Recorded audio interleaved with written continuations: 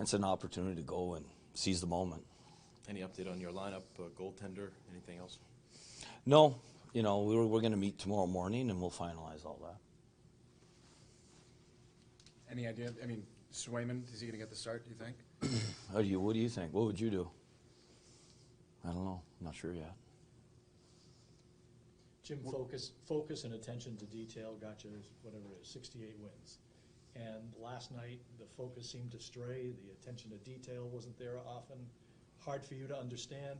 What's the root of that? Yeah, I think the root of it is it's the playoffs, and everything's magnified.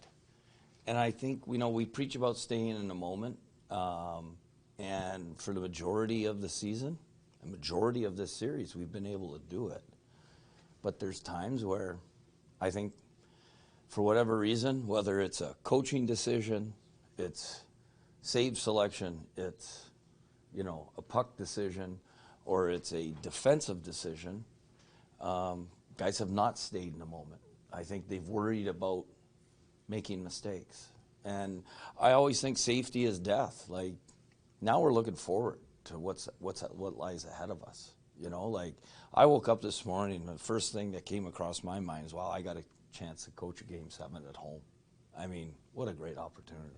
We've rarely seen you mad behind the bench. There was one goal last night. You were irate. I think it was the tying goal at 5-5. What's going through your head there in terms? What's your frustration?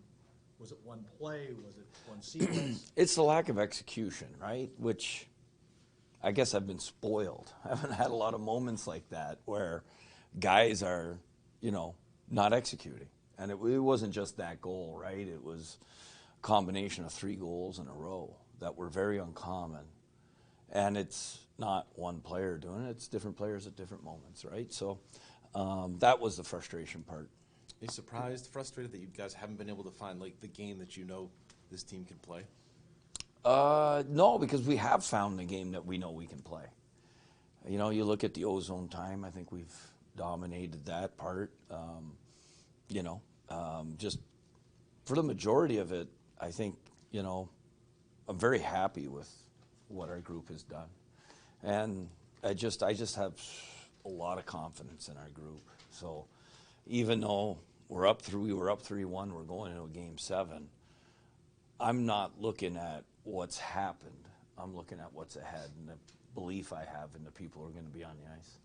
Coach, if you did make a goalie switch, yeah, what would be your reasoning for that? Linus didn't make enough stops. That would be the reason to make a switch. Plain and simple.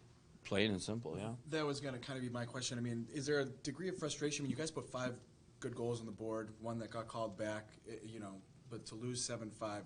Can you just speak to that frustration that you weren't able to close that out? Yeah. I think I said it last night too, when I'm behind the bench, I always look at the team. I don't look at individuals. Everyone's going to make mistakes. They made many mistakes. We made more mistakes, right? But you force teams to make mistakes. And when I look at the team, it's like, okay, we have layers to what we do. So one guy gets beat, why are we not shutting down that next layer, not shutting down what's happening? So I look at the team, and I just don't look at what did the goalie do, what did this defenseman do, what did that forward do? Because I think as a coach, if you're always relating to what's going on with your team, it's never personal when you address a player. It's about executing what the team needs. And it's always a family-first mentality, which is what the Bruins are about.